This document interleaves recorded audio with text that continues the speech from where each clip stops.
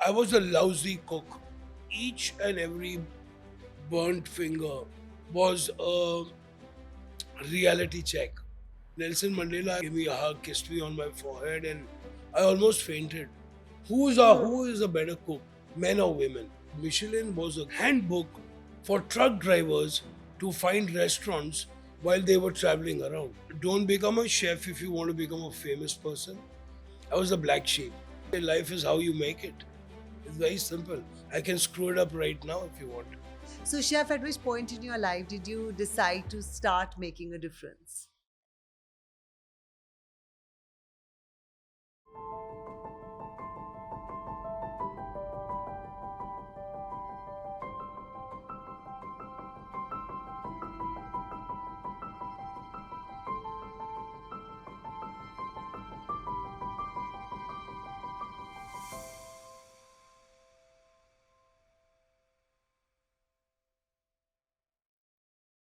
Hello and welcome to Making a Difference, a Havells podcast. I'm your host, Ambika Anand, and today we're in conversation with one of India's most innovative culinary minds, Chef Vicky Ratnani.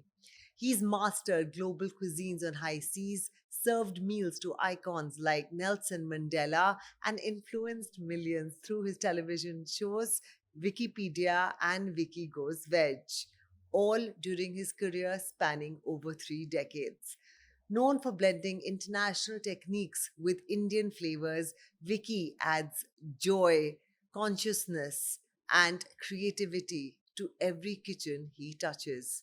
On this episode, we push beyond the plate and discover what motivates Chef Vicky Ratnani. Chef, thank you so much for your time. Thank you for having me. Why did you choose the business of food? I think it was I don't have one of those stories where, I used to stand in my grandmom's kitchen and check what she's cooking. And I was a greedy guy. I used to eat 5 times a day. I used to eat everyone's food. And I think it's that love for food which was always on the back burner, which I still didn't know that I was going to be cooking. I was looking for something for a career alternative. Dad was a businessman. He was into textiles. Came to realize that it's not my cup of tea. And then, I had my best friend whose mom used to be a hotelier, and the sister was in catering college. So actually, they mentored me, and I think it's one of the best decisions I've made. 30 years ago, being a chef was not considered a real profession. So, did your family support you or did they offer resistance? What do you think? Resistance. Yeah, absolutely. So I think mom was pretty, neutral, docile, and dad, it was a big thump to him because he was very successful. I mean, it was a big wholesale and retail for Bombay dyeing in those days. We had a big store and in a good area, doing extremely well. I used to go to the shop. I still know how to kapde maapne ko, kaatne ko those days because ready-mades were also not even big time that time. Yes. The ready-mades were just coming in. So I learned I mean, there was only a point where I could go to in that, I was a shopkeeper at the end of the day and a businessman. So I think I was a bit more um, hyperactive and excited about doing something else in my life. And I think everything got stitched together, but still I didn't know that I was going to be a chef. And how did you deal with the resistance? Well, at the end of the day, you have to deal with it or go with the flow. I chose to flow against the current. So it was, it's always hard when you go upstream, but once you get up there, when looking back is the best feeling ever. That yes, I got through this. Absolutely. And you are Sindhi. Was there anybody in your family who influenced your love for food? I mean, everyone in my family was like they loved to eat, and we lived in an area in Shivaji Park where I grew up, where it was, in those days, going to your local kirana shop and to the market and eating out on the street and the same street vendors, the same. So it becomes a part of your ecosystem. So, it was like one daily round of what you want to eat and drink. It's not like today. So I think the area in which I lived influenced me a lot because it was very cosmopolitan.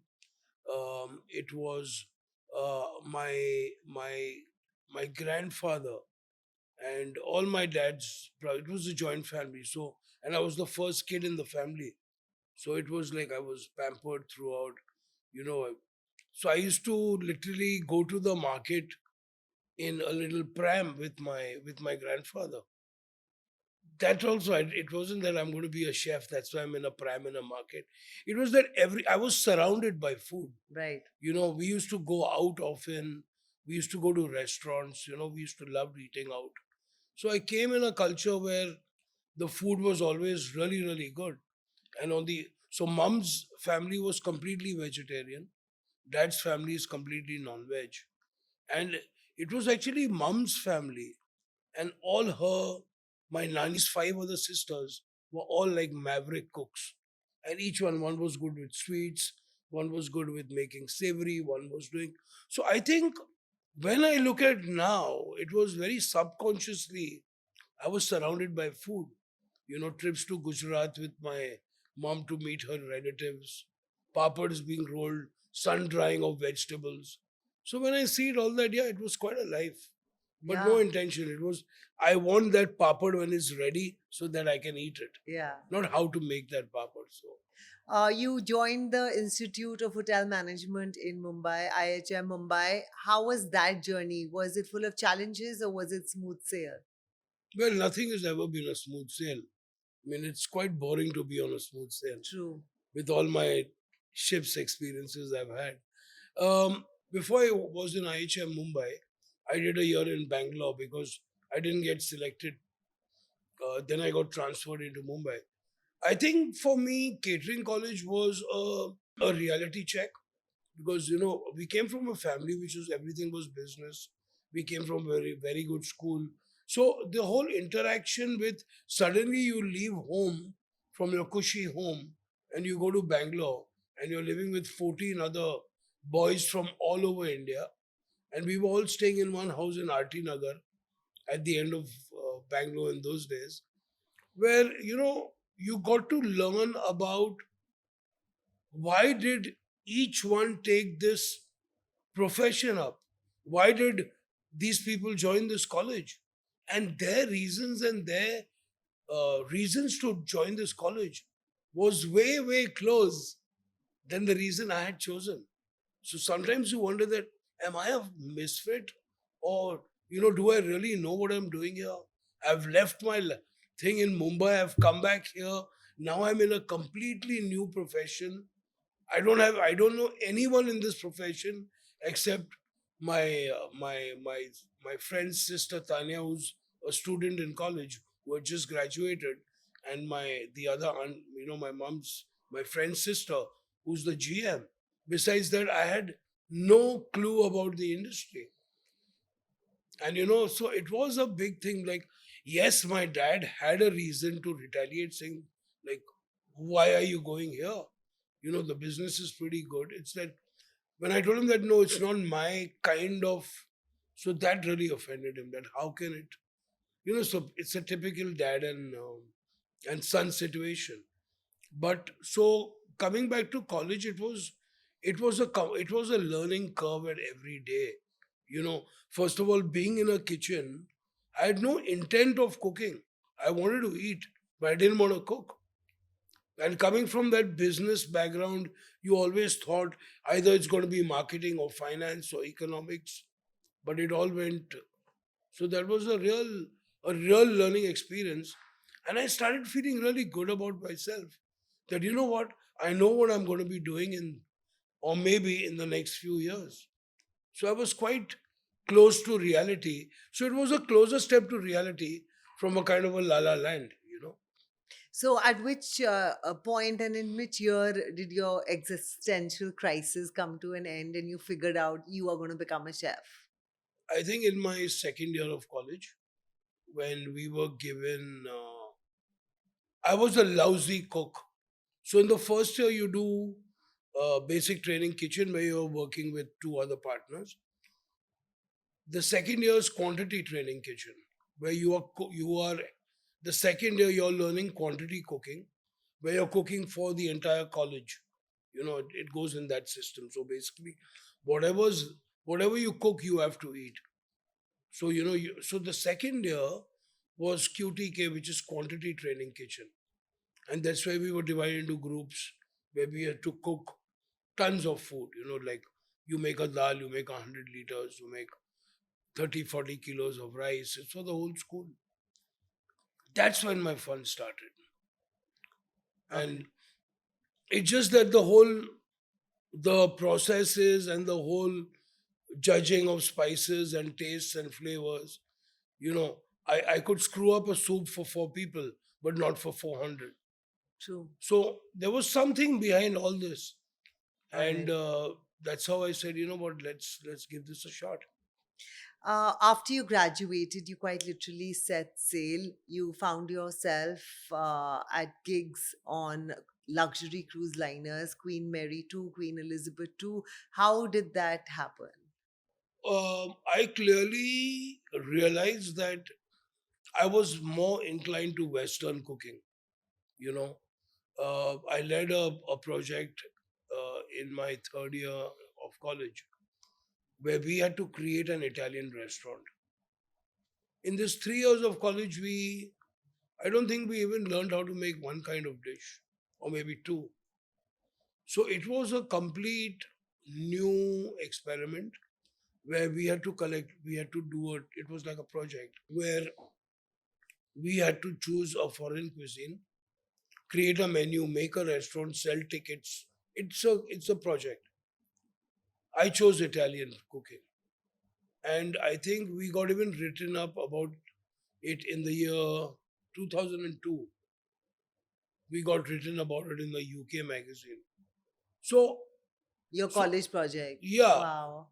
and it was all about regional Italian food. I mean, I couldn't even spell half the names, Yeah. but I actually created a whole menu, completely new, not knowing that I'm covering the entire regions of Italy. So I had clearly come to a point where I said, you know what? I love Indian food. I love to eat Indian food, but I want to cook Western food. I always wanted to be something different, you know.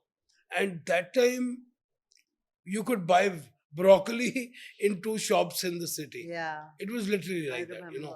Olive oil was in the loo for massaging your body, not really for cooking. True. So that's the evolution of the grocery shelf in India. Yes. That green tin from the closet to your kitchen Yeah. shelf. So it's a big evolution. So I clearly knew that if I want to do something with Western food, I have to do it somewhere else. I always love to travel, and I got this opportunity to work on a ship. How? I appeared for an exam. Oh. I mean, I bullshitted my way, saying that I've worked for 3-4 years, and I went through a back door. But when I went for my interview, I topped the class because my theory was really good. So I got onto the ship. In a month's time, I had burns, all over my body, all over my fingers. I was working as a breakfast cook. I started my salary with $395 a month, which is damn good, Yeah. for a student to go there. And that each and every burnt finger was a reality check that, you've only just started, Yeah. and these are those things which come by. So the ship it was a very, very, it almost overturned me. Working 14 hours a day, 7 days a week, working with 30 different nationalities, most of them from the Caribbean. So you see these, and there was this, we had to literally 4 bunk beds, 4 gym lockers as your cupboards, a toilet between 2 cabins, working 14, 15 hours a day, So it was traumatic.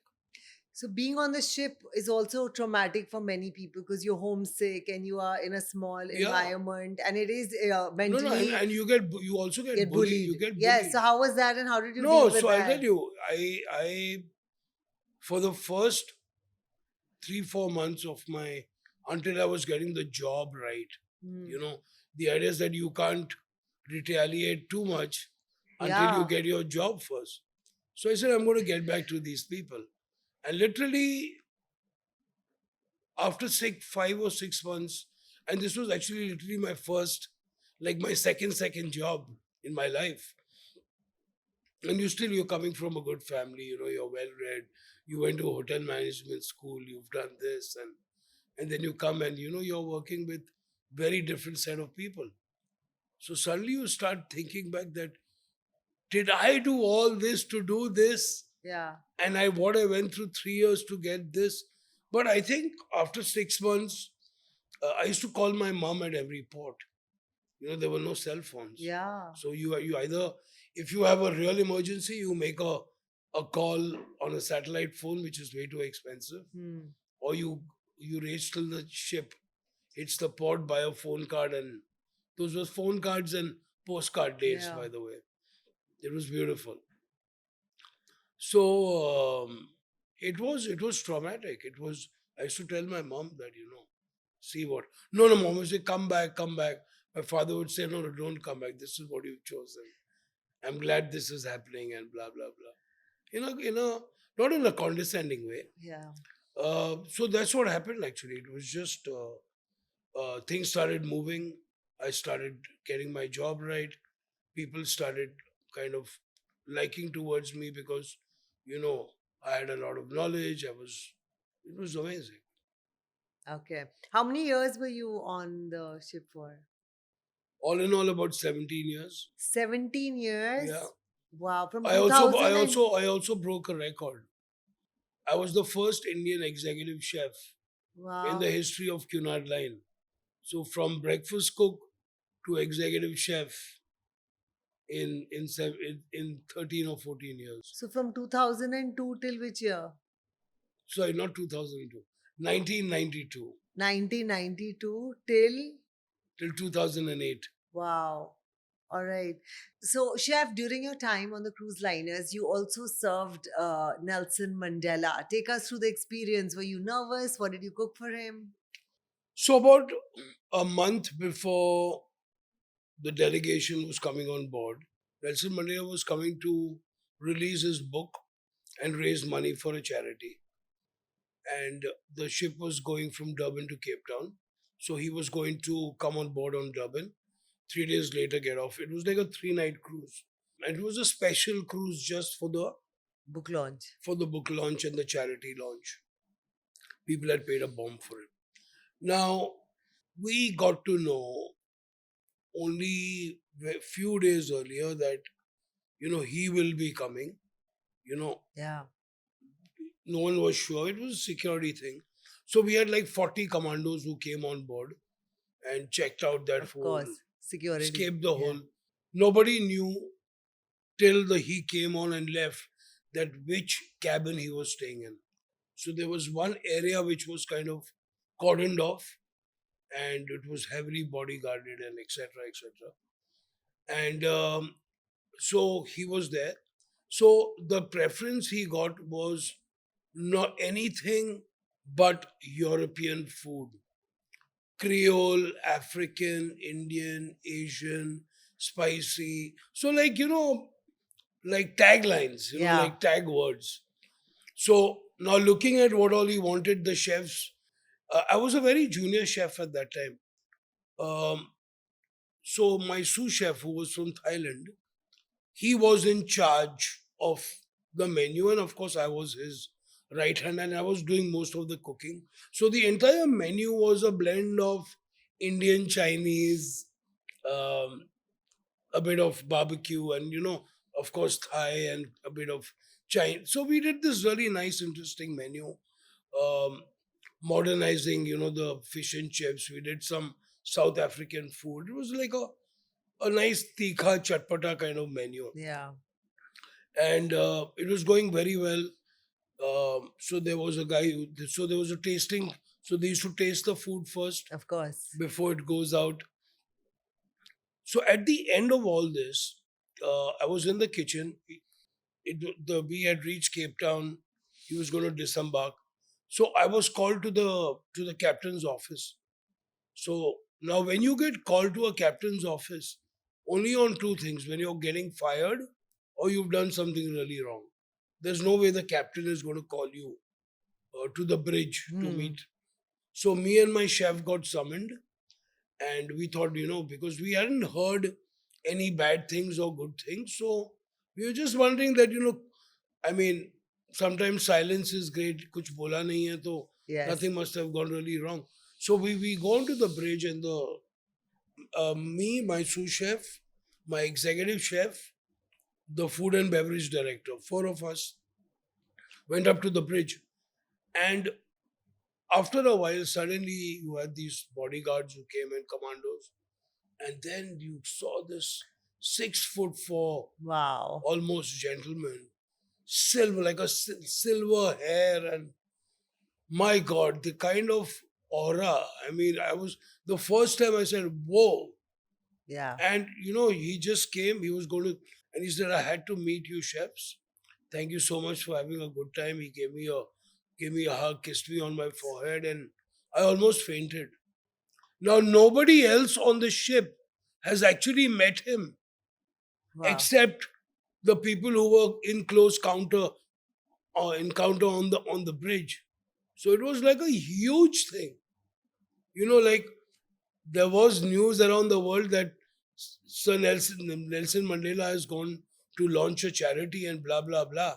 But suddenly he decides to come and say goodbye to the captain and his two cooks who were cooking for him. So it was like a really big thing. So, do you think in life you have to thank destiny, or do you think it's a lot of grit and hustle? Well, I mean, at the end of the day, if you look at reality and practicality, you have to do it. Yeah. You know, destiny is this beautiful word. It sounds really cool, but what is destiny? It could be my destiny is coming tomorrow, or it's not going to happen. I think you have to work for whatever you do.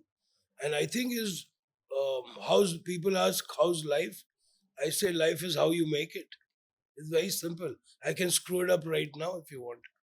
So it's like that. It's Your brother's also a known face. So, growing up, was there a lot of sibling rivalry, or was there silent competition?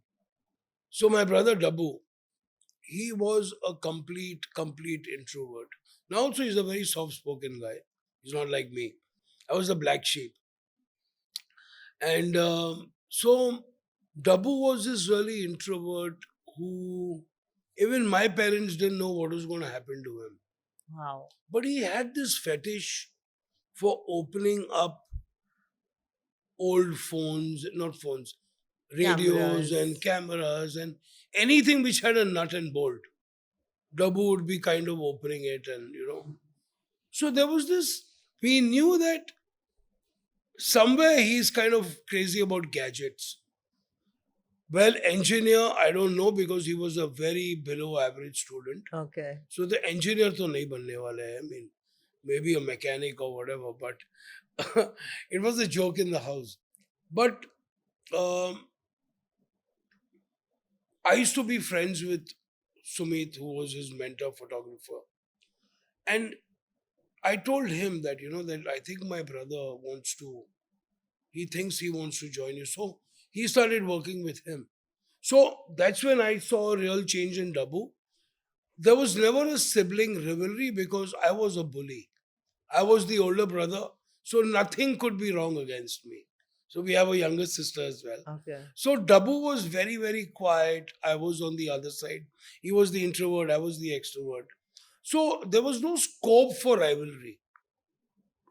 I was always the boss man.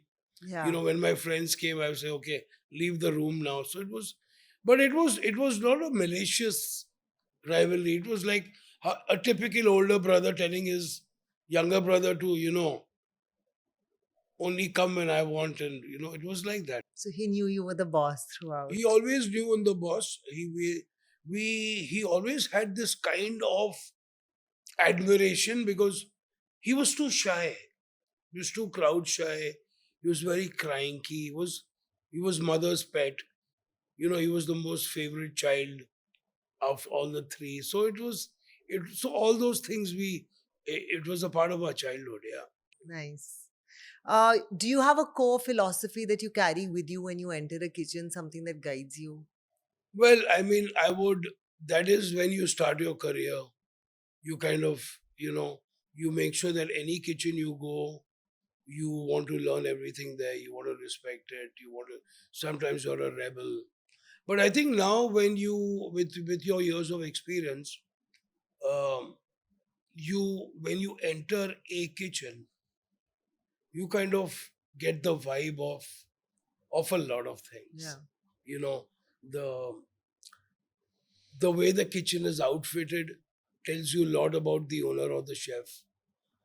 How clean the kitchen is tells a lot about the team. The kind of equipment and the layout of the kitchen can tell you the kind of cuisine they are serving in the restaurant. So it's like that. But I think the philosophy is that wherever I go, I do expect cleanliness and hygiene. Okay. That's very important. And lighting, you know, in the kitchen, it's a safety. So I think a clean, hygienic kitchen where people know what they are doing is definitely the first thing I believe in. Lighting can make or break a restaurant's vibe.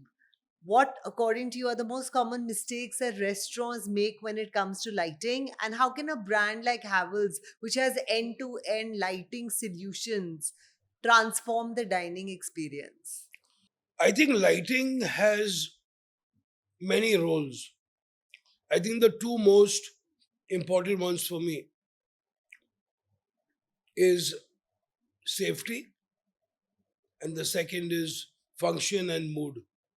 Now, when it comes to Havells, they've got an end-to-end solution, which means that right from your kitchen, you have lights which are give you the right kind of illumination so that the kitchen becomes a safe place to live, so a safe place to cook, because safety is the Of first course. important sign of confidence that what, nothing's going to fall on me. I'm happy and I'm safe.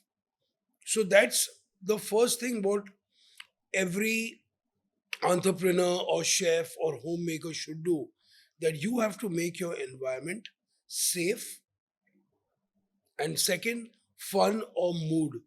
So literally you can create a whole mood board. A lot of the restaurants and people at home, what happen they do is that they sometimes use just too many lights. They think every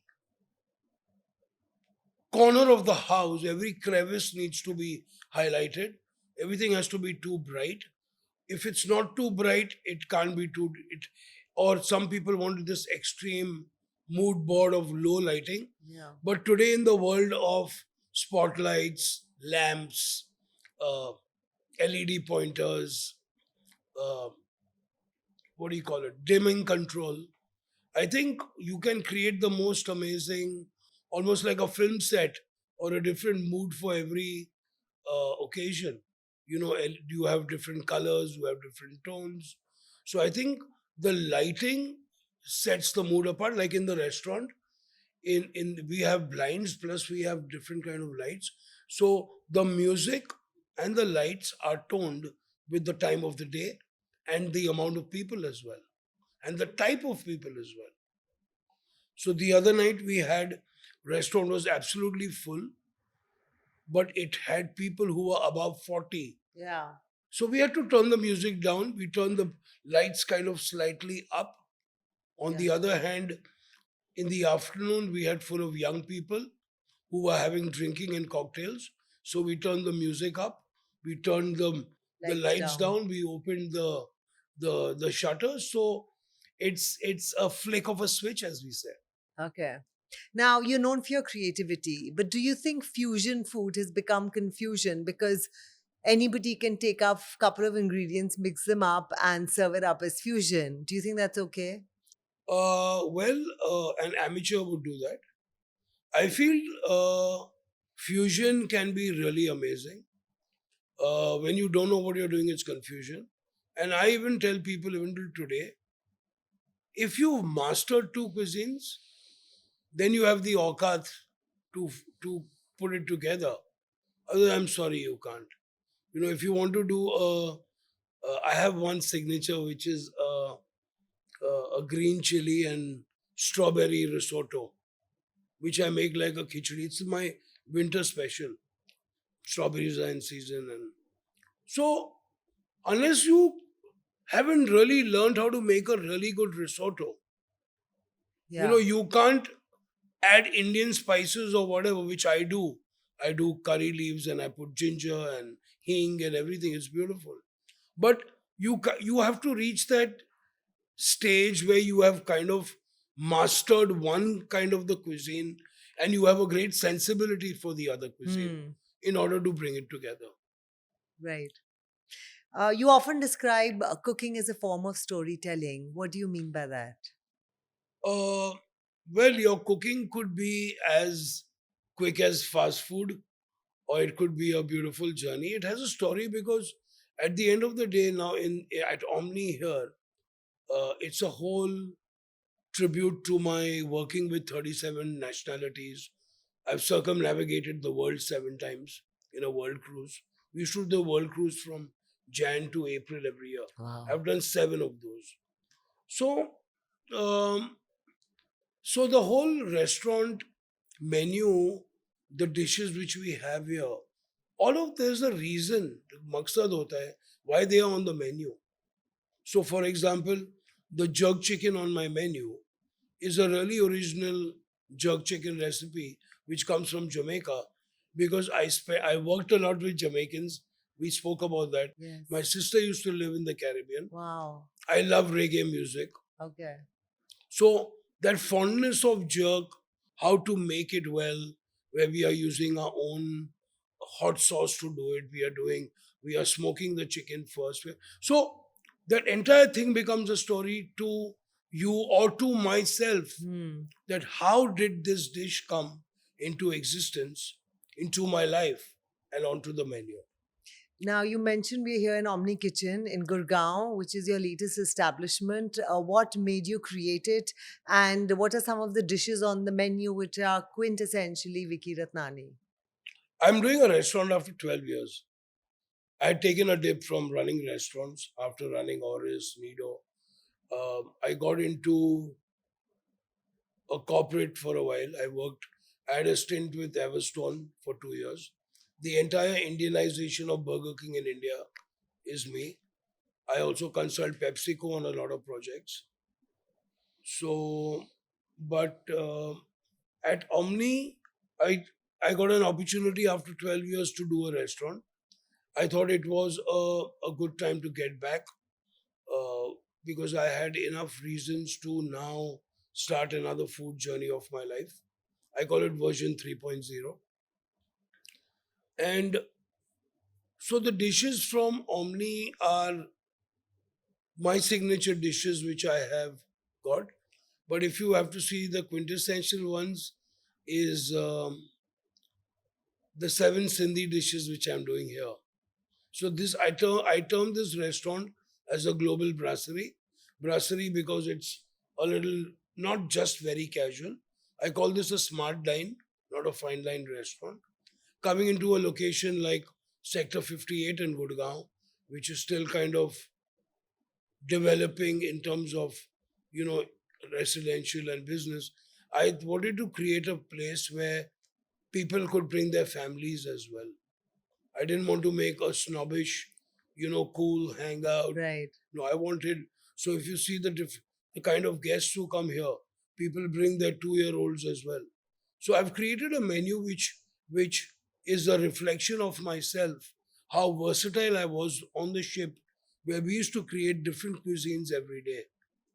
So here we've got a charcoal grill. We are doing cooking on charcoal and smoking dishes from inspired by my word travel. Then I'm doing a pizza alla pala, which is a Roman style pizza. We are doing a lot of small plates. We are doing some modern zero waste charts. Right. So it's a quite a cool menu. Yeah. It's like it's a reflection of myself. Now, you call yourself a gastronomic junkie. Isn't junkie a negative term? Not at all. Why? Explain. Well, I mean, I think junkie is a slang word for an extremist. It's not related just to drugs. True. I think uh, getting, I mean, it's been termed in such a way that you could even collate that to being something who's very deep and extremist about what he does. So, like a travel junkie doesn't make you Right. Okay. a junkie. Now, fast food consumption in India is on a high and it is causing a lot of lifestyle diseases. Do you think fast food chains are playing a role in damaging youth health? I think it's not about the fast food. I think about how they cook the fast food. That's what it is. I mean, for me, if you ask me what's fast food for Bombay, I would say it's the vada pav. I would say I think fast food for me is chole bhature. It could be a golgappa. It could be anything street food. I mean, fast food is a term where if you say fast food, people think it's McDonald's and all that. But fast food is anything which is prepared and served to you within a minute, or food which can be consumed from the source to Hmm. you within 5 minutes. That's fast food. So I feel that fast food is a part of the evolution. I mean, um getting food home, delivery apps, Instagram, Google, Chat GPT. It's the way of life. So I think food is like contemporary. People try to consume it in different ways. They try to consume it in different fashion at different time and places. So I think it's not about ruining a generation. I think it's a part of evolution. A lot of things are going on in life, but the choice is yours whether you want to choose it or not. I mean, you eat it or you leave it. But do you think seasoned chefs should be more vocal and responsible in calling out methods of I think cooking? chefs have the worst diet. You know, I mean, I tell people when you cook fancy, you eat simple. You know, my sometimes my palate gets so overworked that you know what, I don't want to eat anything. I want to eat my dal chawal, which I normally eat. I'm a very simple eater. I when I'm cooking food out for other people, I go into a different zone. But when I want to consume it myself, I go back into another zone. So I think fast food is good. It saves time if you ask me. But it all depends on what you eat actually. Okay. According to a recent report published, livestock contributes to 18% of global greenhouse emissions, and methane is responsible for global warming. Keeping that in mind, do you think chefs should rethink how they sell or recommend meat? See, I'll tell you, um it's we all know these technical facts, Yeah. okay, but at the end of the day, then there's something about um, vegetarianism as well and veganism, and uh, it's all what people believe in. Yes, there are a lot of things then we should not be doing. Why are we spraying perfume? Why are we using deodorant? Why are we showering 3 times a day? You're wasting water. So there are various ways to look at. But when you look at from the way I look at it, I said yes. Uh, we have to offer interesting vegetarian options to people. Most of my menus, I've written a book, Vicky Goes Veg, where I turned vegetarian. probably the only chef who went veg for 6 months of his life to write a book and to film a show. It wasn't method acting, it was actually a discovery of how you can create some amazing food with vegetables. So I think it is a moral and social responsibility, right from a macro level, right from a consumer to a housewife to a home cook to a caterer to a chef to a mother to the institution, that to encourage and motivate people and educate them more about what fun you can have with vegetables. I think from that point of view, that's the most that I can do. If I start talking to people about methane gas and greenhouse, we all know that. I mean, why do you take a plane then? You know, why do you drive a car? So I think it sounds really good. I think if we all take even one small step towards what your concern is, I think we'll be much better. But about eradicating it, I don't really know. But you still need protein to eat, you know. True. Where do you stand in the vegan versus non-vegan debate? I mean, until the word vegan came out, if you go to see, if you don't eat makhan and malai and cheese, you're vegan, man. Yeah. It's so simple.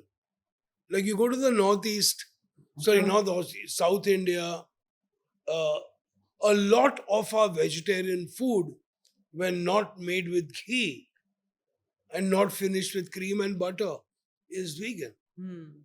So it's very easy for now, and I think for a nutritionist and a what nutritionist and a dietitian, easiest way out in life, gluten free, vegan. You're not eating dairy, you're not eating fat, you're not eating protein. Sure, you're going to lose weight. Hmm. So it's like that. Very Okay. simple. Now, home kitchens are led by women, and commercial kitchens, restaurant kitchens are led by men. How can one reduce the gap or change the situation? I think in this generation and the ones to come, I think men are taking equally good responsibilities in planning menus, helping shopping, you know, fun cook. So I think it is getting a bit more neutral. It's not like the woman is the chef of the house. At least in my house, that doesn't exist. I plan my own meals. I tell them what we have to. So it is. I think there's the gap again is if you want to really create the gap or you want to believe in that gap. I think it's the open mindedness of the people who welcome each other to each other's lives. And It's more women in the commercial kitchen, how does that? it is so. I'll tell you now. There's a very old story that why are there more male kitchens, male chefs in India? I'm talking about India itself. Hmm. And I know very old senior lady chef actually told me this. She's about 60 odd years old, and she had told me this where we were having this whole very healthy laugh about why are who is a better cook, men or women? Okay, that was the and that question floats around all the time. Now the reason why women are less in the kitchen, there are quite a few now. In fact, my pastry, there are like four Indian chefs, Hmm. all women. In my cold kitchen there are. Now the reason why women in India there are less in the kitchen, because in the good old days when women used to get married, okay, or while they were there, the families didn't like them coming home very late. Hmm. Okay, a lot of them preferred to do early shifts. Hmm. Then there came the maternity thing, then getting leave and joining back. So it was more that domestic kind of reason Hmm. which made less women join the industry. The people who fought over it and combated that family uh, Pressure. pressure survived in the kitchen. That's the reason why. Professional kitchens rely on powerful, reliable equipment, and our home cooks want a similar experience. What can brands like Havells do to bridge the gap? So literally the equipment now is like the equipment which is available here is outstanding. You know, brands like Havells have come out with almost like candy store kind of. It's such beautiful looking rice cookers, air fryers, toasters, blenders. Now, honestly, we used to look at magazines which talking about 20 years ago where we would see a KitchenAid or we would see a really nice chopping board or a really nice blender, and we used to say wow, it was like almost impossible to get it here. I remember most of my travel when I was abroad, when I was on the ship, I used to travel, I used to bring back like my blenders, my gadgets for the kitchen from there. Yeah, The whole luggage and baggage and shopping has changed over the years. You come back probably with nothing now true. because everything is available here, Yeah. especially in the kitchen. And Havells has taken it to another level. We have some really pretty and efficient things happening in every kitchen now. People love to cook, and I think it's because of the equipment and the modern technology which is available now that more people are actually attempting cooking restaurant style food or any other kind of food which they've seen on YouTube or anywhere to create at home. So I think we are in a really good spot now. All right. Many people feel that India does not spend enough on hotel management or culinary training. Do you agree? What's the biggest gap? Well, I to a point I do agree, but once again, I don't want to crib about it because you have a lot of good private institutes which I hear. You have the Welcome Group School, you have Indian School of Hospitality, you've got Cordobler, and other smaller institutes like pastry institutes where it is not just about mainstream college. You know that when I joined catering college, I had to go through the full 9 yards Hmm. of 3 years and then finally decide that, oh, I want to be a chef. Now I've got a month, I've got a year's. But here you can start specializing from ground zero. If Hmm. I want to go into a college now and do an intensive 1 year course on just making bread and pastry, I can do that. Hmm. So even the education has definitely gone to another level. Finally, I would say it's happening that you have actually colleges who have realized that the gap between when a graduate graduates from a culinary college or a hotel management school to the industry, the gap is really because the curriculum was obsolete, it was outdated. So, a lot of the curriculum, the education, the style of education, the people who are teaching people, the students itself are very different now. So, definitely, we are on an upward game with that. We are on an upward game. There are so many chefs in India, so many restaurants, but there's no Michelin presence. Why doesn't Michelin enter India, or is it that we just don't care? No, no, it's not about we don't. By the way, Michelin was actually is a tire company. You know, the whole story about Michelin is that Michelin was a guide which was invented for people by the people who made Michelin tires. Hmm. So basically, it was a little handbook for truck drivers Hmm. to find restaurants while they were traveling around. Hmm. That's how the Michelin it started off. Now, for a Michelin, it is nothing to do with It's actually the tourism board of any country or any state. It would be like in India, where the Michelin, it is the state tourism initiative which brings it in. It's not cheap to bring them in, but it's not astronomical. If Michelin was independent itself to come with some independent identity here, we would have had Michelin 20 years ago. In fact, India would turn the Michelin upside down, if you know Yeah. what I mean. Yeah. So it's happening. It'll happen, but it's, for your knowledge, it's actually to do with the tourism department Okay. and So do Michelin. you see them coming to India? I How do many see them. years? Well, I don't know, but I heard there is something going on. So Ooh. All right. Now you're somebody who loves tradition and innovation. How do you find the perfect balance between the two? I think tradition and innovation is called progress.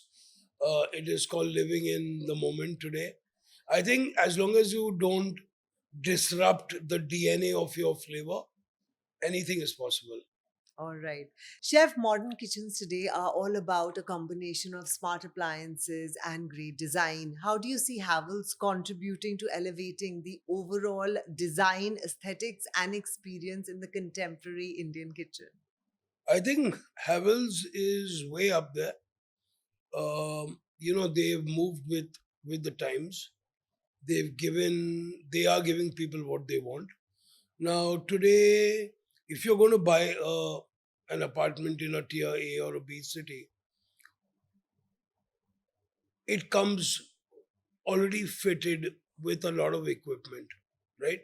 Which means that the builders themselves know that the kitchen has become not a back office. The kitchen has come in front of the living room. Literally. Show kitchens have become, the kitchen has come in front of the living room. Right. The chef has come in front of his kitchen. Everything is live, everything is show, everything is transparent. Why not? If it's constructed well, if it's seamless, it's energy saving, sustainable, and efficient. Why not? So I think planning a kitchen, streamlining it with your customizing it and streamlining it, depending upon your how much food are you cooking, what kind of food you're cooking. So literally, your kitchen and your life can be programmed or customized to the T. And now with the next, with all the AI coming into your appliances and programs and pre-programs, sometimes you don't even know how to cook if you have to cook something. Right. Now, you started off as a traditional chef and then transitioned into this superstar TV personality. How did that happen?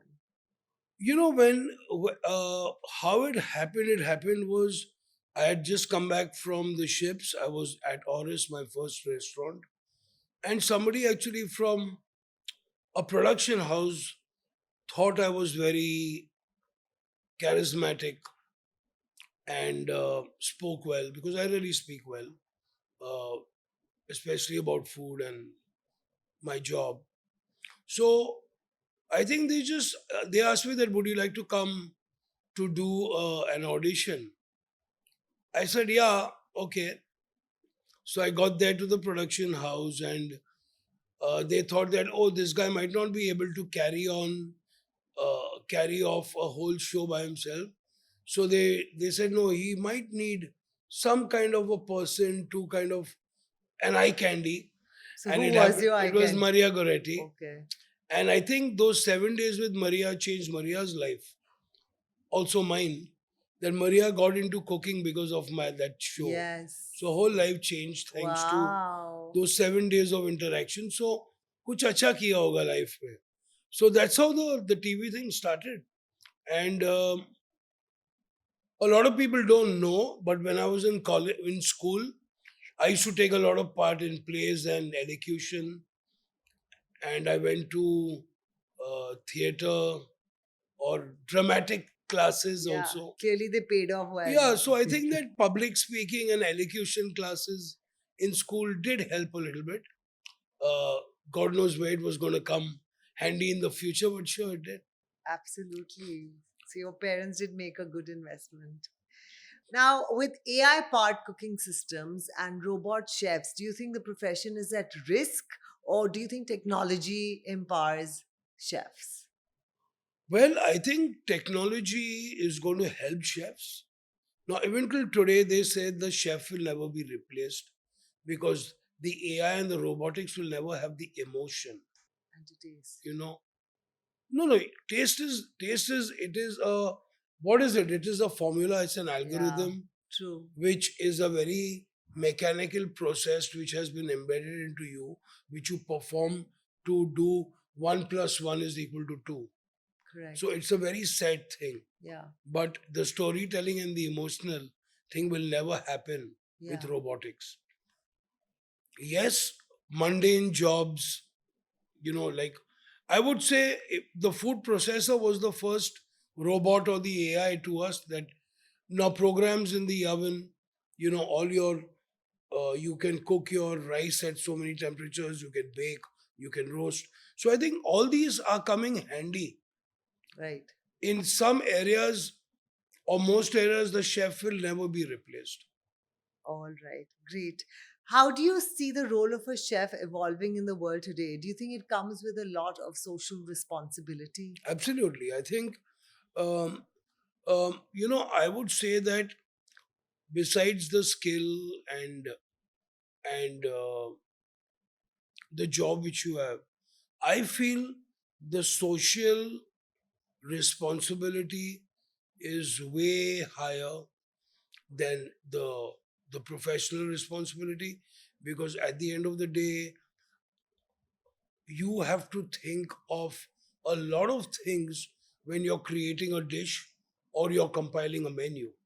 You have to look at wellness, you have to look at season, you have to look at sustainability, you have to look at profit, and you have to look at people's choices. So I think writing a menu is not just about procuring your ingredients and being a superstar cook and plating your food in a really cool way. I think there's a lot which is reading between the lines, understanding food, understanding flavor, understanding your guest or your a person you're feeding with. Also, at the same time, make sure that the wellness factor is in.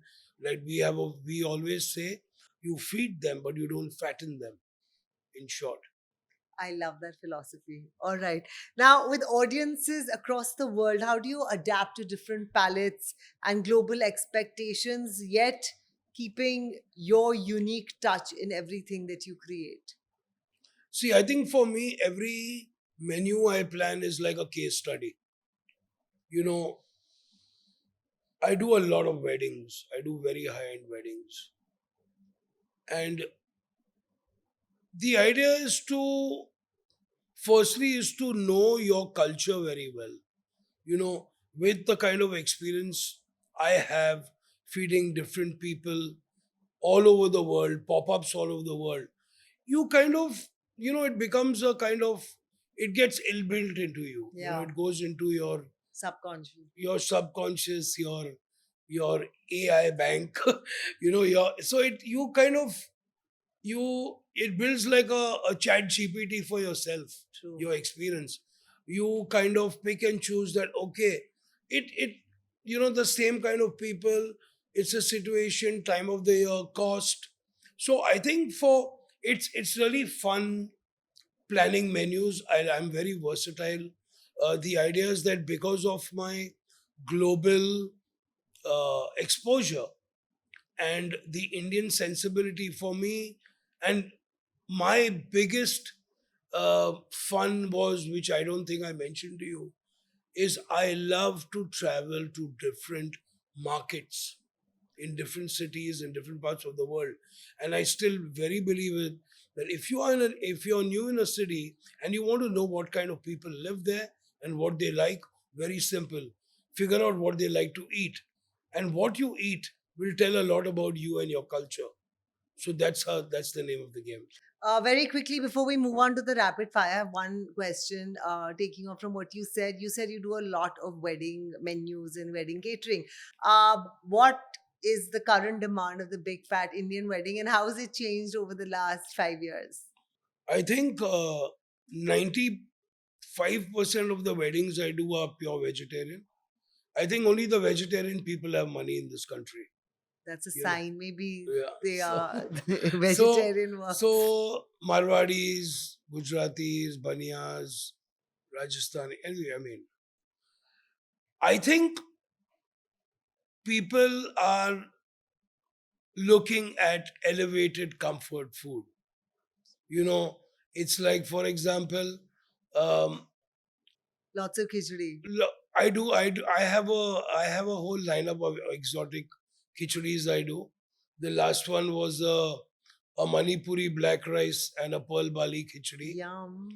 Um, so I think the playoff on elevated comfort food, something with street food, sometimes with a fusion, some expensive ingredients. So I think the awareness has created uh, that no bullshit will survive kind of attitude. Right. I think people really know what they want to eat. People want to try to get all their aspirational desires under one roof where food is concerned.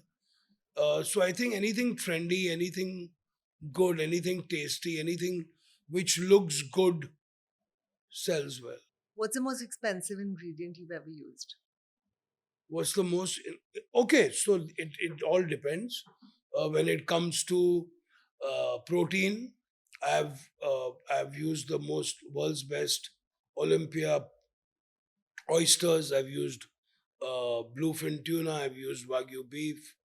I've cooked I've cooked with salt marsh lamb from Ireland, uh, morels, guccis from Kashmir, saffron from Kashmir.